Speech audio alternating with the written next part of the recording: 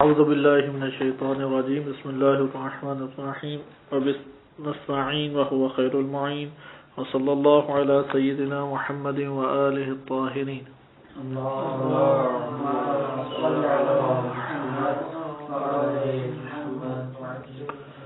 اقسام المفرد. المفرد کلمۃ اسم اداۃ.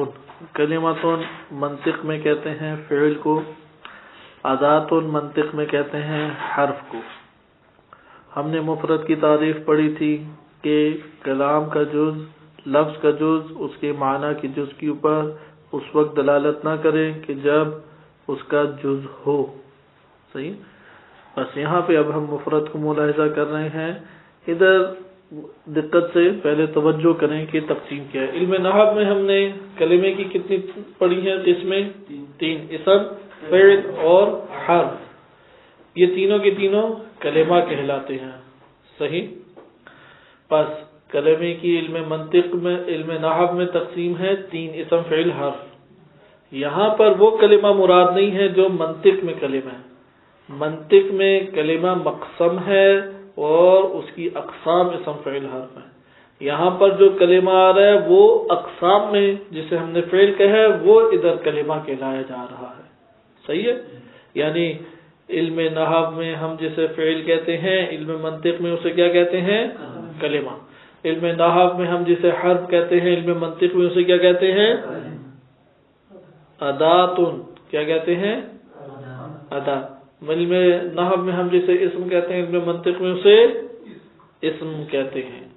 صحیح. نمبر 2 بات، علم نحو میں اسم، فعل، حرف یہ ترتیب رکھی جاتی ہے. گفتگو جب شروع ہوتی ہے کیا ترتیب رکھی جاتی ہے؟ اسم، پھر فعل، پھر حرف. کیونکہ ادھر اسماء متمکنہ، غیر متمکنہ اور پہ معرب اور مبنی کے اعتبار سے بحث کی جاتی ہے. صحیح ہے. پھر علم منطق میں آ جائیں. علم منطق میں اسم، فعل، حرف نہیں کہا بلکہ کیا کہا ہے؟ کلمہ، اسم، ادوات. یعنی فعل، اسم، حرف. کلمہ، اسم، ادوات. ابھی ذہن نشین اس نقطے کو کر لیں. علم منطق میں فعل کو کیا کہتے ہیں؟ کلمہ. حرف کو کیا کہتے ہیں؟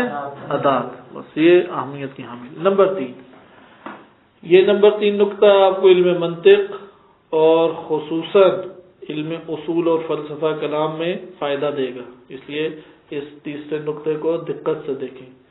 علم نحو میں 3 حصوں میں تقسیم ہے: اسم، فعل، حرف. جبکہ علم منطق، علم اصول، فلسفہ میں 2 تقسیمیں ہیں حقیقتاً. یا تو مستقل معنی ہے یا غیر مستقل معنی ہے. غیر مستقل معنی ادات کہلاتا ہے، مستقل معنی اسم کہلاتا ہے. اچھا، فعل کہاں کوئی کہے گا؟ فعل ایک جانب سے اسم کے تحت ہے اور ایک جانب سے حرف کے ماتحت ہے، ادات کے ماتحت ہے. اس لیے فعل اس طرح سے منحل ہو جاتا ہے. فعل کو اگر مادے کی جہت سے دیکھیں، مواد کی جہت سے دیکھیں، جیسے فعل ہے کتبا، یکتب، اکتب، لا تکتب. اس میں آپ ملاحظہ کر رہے ہیں کہ کتبا، کاف تیبے یہ مشترک ہے. اس کو کہیں گے مادہ، مواد. صحیح ہے. مادہ یہ مشترک ہے. مادہ جب آپ نے بیان کیا تو اس مادے کا معنی مستقل ہے، کتابت، لکھنا. صحیح. اور ایک ہے ہیئت. کتبہ میں فعلہ ہے ہیئت، یکتبو میں یفعلو ہے ہیئت، اکتب میں افعل ہے ہیئت. اس لیے اس میں آپ نے دیکھا ہیئت تبدیل ہو رہی ہے. ہر کتبہ میں ہیئت نے زمان ماضی بتایا، یکتبوں میں ہیئت نے مضارع اور حال کا زمانہ بتایا، اکتب میں ہیئت نے امر حاضر نسبت ارسالیہ کو بیان کیا. بس آپ نے دیکھا ہیئت معنی تبدیل کر رہی ہے اپنی جگہ پر. بس ہیئت ادات کے تحت آئے گی اور مادہ فعل اسم کے تحت آئے گا. یہ اہم ترین نقطہ ہے. اس کی مزید وضاحت یہ ہمارے درس کے اعتبار سے جی اسم فعل 2 حصوں پہ مشتمل ہوتا ہے نا. ایک ہے اس میں مادہ اور ایک ہے اس میں ہیئت. ابھی میں اس کی تفصیل آپ کو بیان کروں گا. یہ 3 نقطے ہمارے درس کی ابتدا ہے جسے حفظ کریں تاکہ درس کو سمجھ سکیں اور تفصیلات سمجھ سکیں. پہلا نقطہ آپ نے ملاحظہ کیا کہ اسم فعل حرف یہ کلمے کی تقسیم ہے علم نحو میں، جبکہ علم منطق میں یہ تقسیم نہیں ہے، بلکہ یہ نام نہیں ہے، بلکہ فعل کو کلمہ کہتے ہیں، ادات کو حرف کہتے ہیں اسم. دوسرا نقطہ آپ نے دیکھا کہ علم نحو میں معرب مبنی کے اعتبار سے چونکہ بحث ہوتی ہے اس لیے ترتیب بنتی ہے اسم فعل حرف. علم منطق میں مفرد کی جہت سے بحث ہے اور اس میں کلمہ اسم ادات، یہ ترتیب ملاحظہ کرتے ہیں. ٹھیک ہے. نمبر 3 آپ نے نقطہ دیکھا کہ اس میں 3 قسمیں بنتی ہیں. یہاں پر 3 قسمیں نہیں بنتی بلکہ 2 قسمیں بنتی ہیں. مستقل معنی ہے یا غیر مستقل معنی ہے، اور فعل مادہ کی جہت سے اسم کے تحت ہے اور ہیئت کی جہت سے یعنی وزن کی جہت سے ادات کے تحت ہے. یہ موٹے موٹے چند خطوط تھے تاکہ آپ اس درس کو اچھے طریقے سے ذہن نشین کر سکیں کہ آگے انشاءاللہ اس کو پڑھتے ہیں. اور یہ بھی ذہن نشین کریں اس کی بہترین دقت طلب بحث وہ علم اصول فقہ میں آتی ہے. ایسا علم اصول فقہ کلام کو سمجھنے، خصوصاً آیات اور روایات اہل بیت علیہ السلام کو سمجھنے کا ایک بہت بڑا ہمارے پاس ذریعہ اور وسیلہ ہے. بالکل اسی طرح جس طرح فلسفہ اسلامی اور منطق وہ فکری ایک کاملاً ریاضت کا نام ہے اور بہت سارے ایسے آپ کو قوانین اور قواعد دیتی ہیں جن سے آپ معارف کو سمجھ سکتے ہیں. اسی طریقے سے ایک کلام سے آپ نے حجیت کے عنوان سے ایک معنی کو لینا یا ایک کلام میں آپ نے اشتباہات سے بچنا ہے معنی لیتے ہوئے تو وہ اصول فقہ آپ کو بیان کرتی ہے. علم منطق کا اپنا دخل ہے، لغت کا اپنا دخل ہے. آئیں تھوڑی سی تشریح اس طرح سے ہے کہ ہم منطق کی جہت سے آتے ہیں. پہلے لیتے ہیں کلمے کو. کلمہ یعنی فعل 2 حصوں پر مشتمل ہوتا ہے. فعل میں ایک ہے مادہ اور فعل میں ایک ہے ہیئت. یہ کلمہ ہیئت آپ کے لیے ابھی نیا ہے.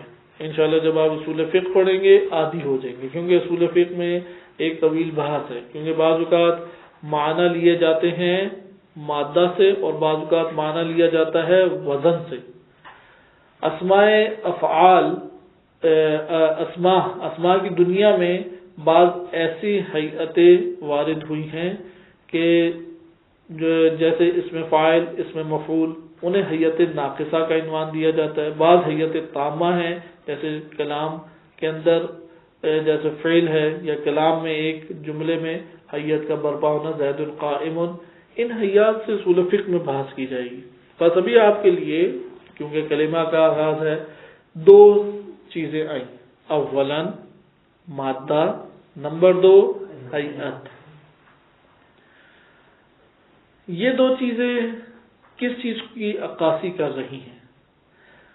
حقیقت میں ہمارے پاس جو خارج میں انسانی نفس سے باہر ان معنی الفاظ کی دنیا سے باہر خارج میں جو وجودات ہیں وہ 2 طرح کے ہیں.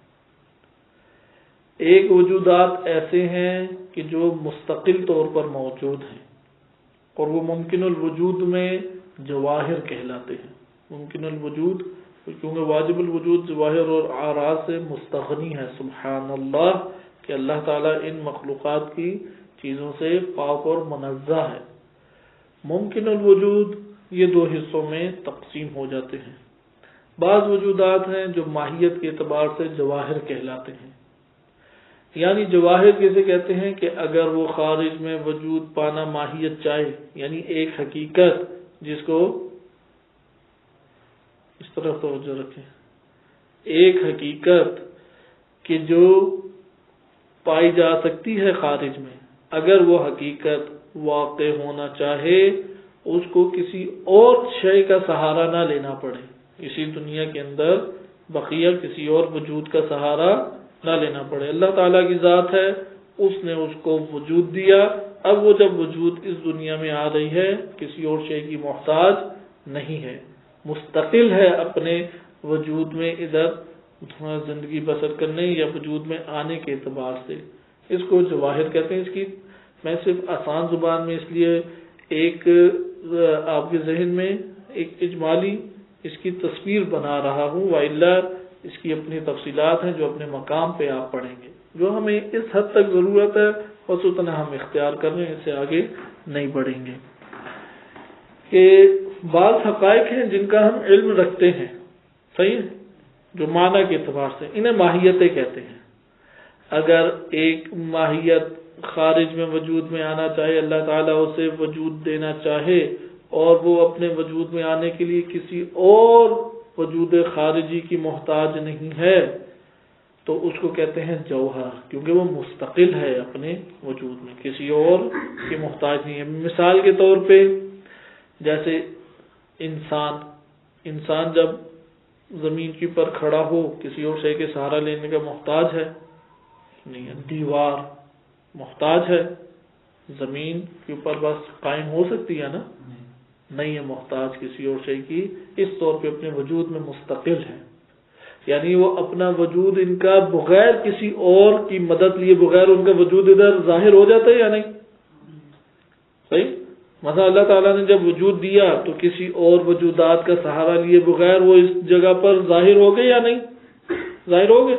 بعض ایسے کائنات میں وجودات ہیں، ماہیتیں ایسی ہیں کہ جو جب تک کسی اور وجود کا سہارا نہ لیں اصلاً وہ آشکار اور ظاہر نہیں ہو سکتے. مثال کے طور پہ رنگ جسم کے بغیر ظاہر ہوگا؟ ہمیشہ کسی جسم کے اوپر عارض ہوگا. صحیح. انسانی صفات ہے، اگر نفس انسانی نہ ہو تو یہ صفات آشکار ہوں گی کہیں پر؟ عارض ہوتی ہیں انسانی نفس کے اوپر یہ. صحیح. بس یہ جو دوسرے وجود کا اپنے وجود میں آنے کے لیے دوسرے وجودات کا محتاج بن رہی ہیں، اس کو ہم کیا کہتے ہیں؟ غیر مستقل. آپ نے ان ماہیات مستقلہ کو بیان کرنے کے لیے جن الفاظ کو ایجاد کیا ہے اس کو ہم نے اسماء کا نام دیا ہے. یہ اگر آپ منطق کی زبان میں آئیں، اسماء کیا ہوتے ہیں؟ جو ان مستقل امور کو بیان کرنے کے لیے الفاظ وضع کیے گئے. البتہ ہم بعد میں اسے وسعت دے دیتے ہیں، ابتدا اس طرح سے ہے، وسعت بعد میں دیں گے، لیکن صرف یہ بیان کیا جا رہا ہے کہ جس طرح خارج میں آپ دیکھیں نا مستقل غیر مستقل معنی، کہ بعض ایسے ہوتے ہیں وجودات جو اپنے وجود میں مستقل ہیں، انہیں کسی اور کے سہارا لینے کی ضرورت نہیں ہے اپنے وجود میں آنے کے لیے. لیکن بعض ایسے وجودات ہیں جنہیں کسی اور شے کا سہارا لینے کی ضرورت پیش آتی ہے کہ اگر وہ سہارا نہ لیں تو وجود میں نہیں آ سکتے، بس اس کو کہیں گے غیر مستقل. اسی طرح معنی کی دنیا میں ہے جو انسان کے وجود میں ہے کہ بعض ایسے معنی ہیں کہ جن کو مستقل تصور انسان کر سکتا ہے. یعنی یہاں پر خارج میں جو مستقل غیر مستقل کی میں نے مثال دی ہے وہ صرف سمجھانے کی خاطر ہے. صحیح. وَإِلَّا اپنے نفس میں ادھر الگ ہے معیار، ہمارے نفس میں معیار الگ ہے. خارج میں معیار کیا تھا؟ جو اپنے وجود میں آنے کے لیے دوسرے کا محتاج نہ ہو اسے مستقل مانا، یہ جوہر کہہ دیا. اور جو اپنے وجود میں آنے کے لیے دوسرے کا محتاج ہو اسے ہم نے عارض کہہ دیا. اعراض تسعہ کے عنوان سے انسانی نفس کے اندر جو علم موجود ہے اور اس کے لیے آپ لفظ ایجاد کر کے بیان کرتے ہیں وہ بھی دو طرح سے ہیں. بعض ایسے معنی ہیں کہ آپ اس کا خود تصور کر سکتے ہیں، وہ تصور کی جہت سے ہے. جن معنی کا تصور دوسرے معنی کے اوپر موقوف نہ ہو، یعنی بذات خود اس کا تصور کرنا کافی ہو اور وہ تصور اس کا ہو جاتا ہو، اسے ہم کہتے ہیں مستقل معنی. بعض ایسے ہمارے پاس وجودات کے معنی ہیں کہ جن کا تصور ہم مستقل طور پہ کر لیتے ہیں. ان کا تصور کرنے کے لیے ہمیں کسی اور معنی کا سہارا نہیں لینا پڑتا، کسی اور طرف نہیں جانا پڑتا، بذات خود اس کا ہم مستقل طور پر تصور کر لیتے ہیں. کہ جیسے میں چند نام لیتا ہوں آپ کے ذہن میں تصور مستقل طور پہ خود بخود ابھرتے چلے جائیں گے. مثال کے طور پہ چاند، سورج، زمین، جیسے جیسے الفاظ بول رہا ہوں ان کا تصور ہمارے ذہنوں میں مستقل طور پہ ابھر رہا ہے نا. اب میں نے جب چاند کہا تو یہ کلمہ سنتے ساتھ جو تصور آپ کے ذہن میں آ رہا ہے وہ کسی اور معنی کے اوپر پہلے موقوف ہے، یعنی کسی اور معنی، وہ کوئی اور معنی کا سہارا نہ لے تب تک یہ والا چاند کا تصور نہیں آئے گا. ایسا تو نہیں ہے نا. جیسے ہی لفظ سنتے ہیں مستقل طور پہ فوراً معنی آ جاتا ہے، لیکن سارے معنی ایسے نہیں ہیں. مثال کے طور پہ من یا سے، کا، یا اسی طریقے سے اور میں کہتا ہوں تو کوئی تصور آیا آپ کے ذہن میں؟ آپ محتاج ہیں کہ کسی اور پہلے یا بعد میں کسی معنی کو اس کے ساتھ ملائیں. اگر آپ نے میں کے کلمہ سن کے جو ذہن میں آپ کے معنی آ رہا ہے اس معنی کو ایک اور معنی کے ساتھ آپ نے تعلق نہ جوڑا تب تک کوئی معنی سمجھ میں نہیں آئے گا. لہذا آپ وہاں پر معنی کے تصور کرنے میں ایک اور معنی کے محتاج ہیں. پس اس کو کہتے ہیں غیر مستقل معنی. غیر مستقل معنی کو یہاں پر منطق کی زبان میں، اصول فقہ کی زبان میں ادوات سے تعبیر کیا جاتا ہے. وہ غیر مستقل ہیں، کسی اور کا سہارا لینے کے محتاج ہیں. تو یہ معنی حرفی سے علمی زبان میں کہا جاتا ہے. کیوں؟ کیونکہ حرف اس وقت تک معنی نہیں دیتا جب تک اپنے ما قبل یا ما بعد کسی اور معنی کے ساتھ یا اسم کے ساتھ یا کسی کلمے کے ساتھ ربط پیدا نہ کرے. اس لیے وہ محتاج ہے کہ کسی اور کے ساتھ ربط پیدا کرے. بالکل اس دنیا میں جیسے آپ نے بعض وجودات دیکھے، ان کا وجود تب تک نہیں آ سکتا جب تک کسی جسم کا سہارا نہ لیں. اسی طرح میں، سے یا منطق میں یہ عربی زبان میں فی ہے، من ہے، علی ہے، الہ ہے، ان کے معانی اس وقت تک ہمارے لیے قابل فہم نہیں ہو سکتے جب تک یہ کسی اور معنی کا سہارا اپنے بیان میں نہ لیں. لہذا چونکہ یہ محتاج معانی ہے اس لیے ان کو حرف کہہ دیا جاتا ہے، معنی حرفی. وہ مستقل ہیں اس لیے انہیں معنی اسمی کہا جاتا ہے. معنی اسمی، معنی حرفی بعین ہی، یہی جو میں نے کلام آپ کے سامنے کیا ہے نیاز اور احتیاج کے عنوان سے، یہ فلسفے کی بھی ایک اصطلاح ہے. علم کلام میں بھی جزوی طور پہ استفادہ کرتے ہیں. اسی طریقے سے اصول فقہ میں بھی یہ بحث آتی ہے. لہذا منطق میں معنی اسمی کیا ہوگا؟ جو اپنے تصور کرنے میں محتاج نہیں ہے کسی اور معنی کا. معنی حرفی کیا ہوگا؟ کہ جو اپنے معنی کے تصور کرنے میں اور استعمال کرنے میں کسی اور معنی کا محتاج ہے. بس اسم ہم اب کسے کہہ دیں گے؟ جو اپنے معنی بیان کرنے میں محتاج نہیں ہے. ادات منطق میں کسے کہیں گے؟ یا حرف کہ جو اپنے معنی کو تصور کرنے میں یا بیان کرنے میں کسی اور معنی کا یا وجود کے محتاج ہے. سوال یہ پیدا ہوگا کہ فعل کہاں پر گیا؟ اگر ہم فعل کو مادہ کی جہت سے دیکھیں تو کتابہ کا معنی مستقل طور پہ واضح ہے یا نہیں؟ کتابت، لکھنا. لیکن اس کی حیت کا بھی کیا کوئی معنی واضح ہے؟ ہم کہیں گے اس کی حیت اس وقت تک معنی نہیں دے سکتی جب تک مادہ کے ساتھ نہ مربوط ہو. حیات جمل، حیات کلمات کسی بھی صورت اس وقت تک معنی نہیں دیتی جب تک وہ مادہ سے مربوط نہ ہو. بس حیات مادہ کی محتاج ہیں یا نہیں؟ افعال میں حیات مادہ کی محتاج ہیں. مادہ حیات کا محتاج ہے؟ نہیں ہے مادہ اپنی جگہ پہ حیات کا محتاج. مادہ معنی مستقل رکھتا ہے، یعنی مادہ اس وقت تک معنی نہیں دیتا جب تک حیت نہ آئے، یا حیت کے بغیر مادہ معنی دے دیتا ہے.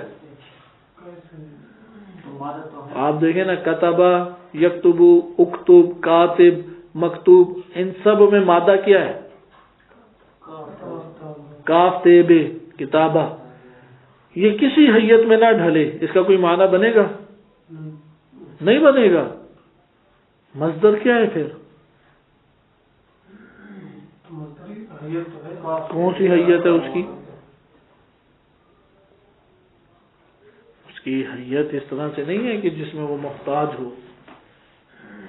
یہ والی حیت اس کی حیت تامہ، حیت ناقصہ اس کی کوئی حیت نہیں ہے. کیا کہیں گے کس کو؟ وہ بیان کیا نا کہ وہ جو حروف ہے ایک شکل تو ڈھلے گی. جب بھی آپ کلمے کو جوڑیں گے کوئی نہ کوئی صورت ڈھلے گی، لیکن اس کی جو صورت بھی ڈھلے گی حیت کسی معنی پہ دلالت نہیں کر رہی. یہ تو ہم اصول فقہ میں پڑھ چکے ہیں نا کہ حیت تامہ اور ناقصہ یہ جدا ہے. ادھر حیت کے مقابل ایک معنی پایا جاتا ہے. جب آپ مصدری کلمات بولتے ہیں یا ایک کلمہ کوئی بھی صورت اختیار کرتا ہے، وہ تو اس کے وجود کا ایک تقاضا ہے کہ کوئی بھی صورت اختیار کرے. وہاں پہ اس کی صورت ایک معنی کو بیان نہیں کر رہی. آیا اس کی صورت معنی کو بیان کر رہی ہے کسی؟ مثال کے نصر، کتابتن، کتابتن میں کتبن تو نہیں آتا نا مصدر اس کا، کتابتن آتا ہے. یا غسل، اب آپ فتح، یہاں پر بعض آ رہے ہیں فعل کے وزن پہ، بعض آ رہے ہیں مسبل پر فعال کے وزن پر، بعض آ رہے فعول کے وزن پہ. یہ جو مصادر آ رہے ہیں اور ان کی جو اوزان بن رہے ہیں، یہ اوزان کیا یہ اوزان سماعی ہیں یا قیاسی ہیں؟ سماعی، یعنی ان کی صورتیں تو حتماً اختیار کوئی نہ کوئی تو کرنی ہے. لہذا ان کی صورت کسی معنی کو بیان کر رہی ہے؟ نہیں بیان کر رہی. بعض اوقات صورت اور حیت اور وزن وہ معنی کو بیان کر رہا ہوتا ہے ایک. لہذا جب بھی آپ یہ کہیں گے کتبہ، یکتبو، اکتب، کاتب، مکتوب، ان سب میں کاف تے بے یہ مادہ ہے. اس مادہ کے مقابل ایک معنی مستقل لکھنا معنی پایا جاتا ہے. اردو میں جسے لکھنا یا کتابت کہتے ہیں عربی میں، یہ معنی پایا جاتا ہے یا نہیں؟ یہ معنی بیان مادہ سے یہ معنی لینے کے لیے مادہ کسی اور حیت کا محتاج ہے؟ کسی حیت کا محتاج نہیں ہے. لیکن فعل، یفعل، افعل یہ حیات ہیں. وزن بس لیں، وزن، اور مادے سے کنارہ کش کر دیں، کوئی معنی دے گا یہ وزن؟ کوئی معنی نہیں دے گا. اس وقت تک نہیں دے گا جب تک مادے کو اس کے ساتھ مربوط نہیں کریں گے. اسی لیے فعل حیات کی جانب سے کیا ہے؟ ادوات میں آتا ہے، معنی حرفی ہے، اور اپنے مادہ کی جہت سے معنی اسمی ہے، مستقل معنی میں تقسیم ہوتا ہے. پس منطق میں اس طور پہ ہمارے پاس مرکب تام تقسیم ہوا. مرکب تام معذرت کہ لفظ مفرد ہے یا مرکب. مفرد لفظ بما ہوا لفظ مطلق، مفرد ہے یا مرکب. مفرد یا معنی اسمی ہے یا معنی حرفی ہے، یعنی ادات ہے یا اسم ہے. فعل مادہ کی جہت سے اسم ہے اور حیت کی جہت سے وہ ادات ہے. حیت اور وزن میں کوئی فرق ہے؟ حیت اور وزن میں کوئی فرق نہیں پایا جاتا. صحیح. حیت یعنی فعل کا وزن اور فعل کی حیت یہ زمان کے اوپر دلالت کرتی ہے، اور فعل کا مادہ یہ ایک معنی مستقل پہ دلالت کرتا ہے. جیسے نصرا ینصرو، ینصرو میں وزن فعل کیا ہے یفعلو، ینصرو یفعلو. صحیح. یہ یفعلو اور اس کا مادہ کیا ہے ینصرو میں؟ نصرن. نصرن کا مادہ کیا معنی دے رہا ہے؟ مدد کرنا. اور یفعلو کا وزن کیا معنی دے رہا ہے؟ زمانہ حال یا استقبال. یہ ذہن نشین کریں، زمانہ حال اور زمانہ استقبال آپ کہاں سے سمجھ رہے ہیں؟ حیت فعل سے. اسی لیے آپ اس مادہ کو فعالہ میں لے جائیں تو اب حیت زمانے ماضی کو بیان کر رہی ہے یا نہیں؟ لہذا اس طرح یہ بیان کیا جاتا ہے. اور یہ نحو ہدایت النحو میں بھی یہ نقطہ ذکر کیا جاتا ہے جب اسم فعل حرف پڑھایا جا رہا ہو، اور شارحین نے یہ نقطہ ادھر لکھا بھی ہے کہ فعل زمانے، وزن فعل زمانے پہ دلالت کرتا ہے، مادہ فعل وہ معنی اسمی کے اوپر دلالت، معنی مستقل پہ دلالت کرتا ہے، کیونکہ ادھر معنی مستقل کے عنوان سے تعریف کی گئی ہے نا. لہذا معنی مستقل پہ دلالت مادہ فعل کرتا ہے، اور وزن کے اوپر دلالت وہ کون کرتا ہے؟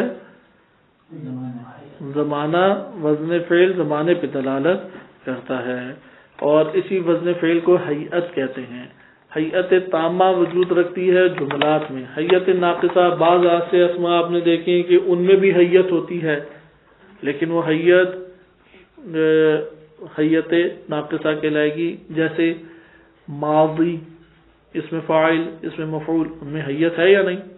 آپ اس ہیئت سے ایک معنی تو لیتے ہیں نا اس میں ڈھال کے، لیکن وہ زمانے کو نہیں بیان کر رہی ہوتی، ادھر ہیئت زمانے کو بیان کر رہی ہے نہیں، وہ ہیئت یا زید قائم کی طرح نسبت کے اوپر دلالت کر رہی ہے، اس طرح سے نہیں ہے، بلکہ وہ ہیئت ناقصہ کہلائے گی۔ اس کو انشاءاللہ تعالی ذہن میں دیکھتے ہیں، عبارت تیزی سے دیکھیں۔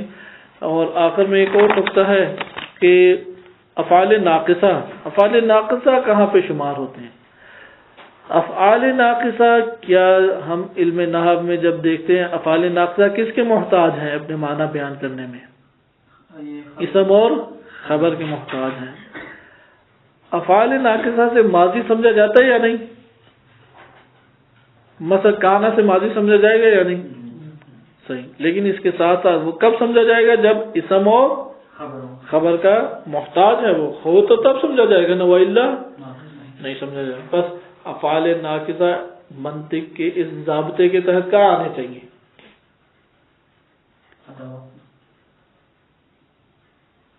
کس میں آنے چاہیے؟ کس کی؟ افعال ناقصہ مجھے بتائیں کیا ہے؟ کتنے ہیں افعال ناقصہ؟ مثلا کانا کا استعمال کب ہوتا ہے؟ کس پہ داخل ہوتا ہے؟ جملہ اسمیہ پہ اگر داخل نہ ہو معنی دے گا تو محتاج ہے، اس کا محتاج ہے، تو منطق کے ضابطے کے تحت کہاں پہ آئے گا؟ منطق میں کیا ضابطہ ہم نے ابھی پڑھا ہے؟ ادات میں آئے گا نا، کس میں آئے گا؟ بس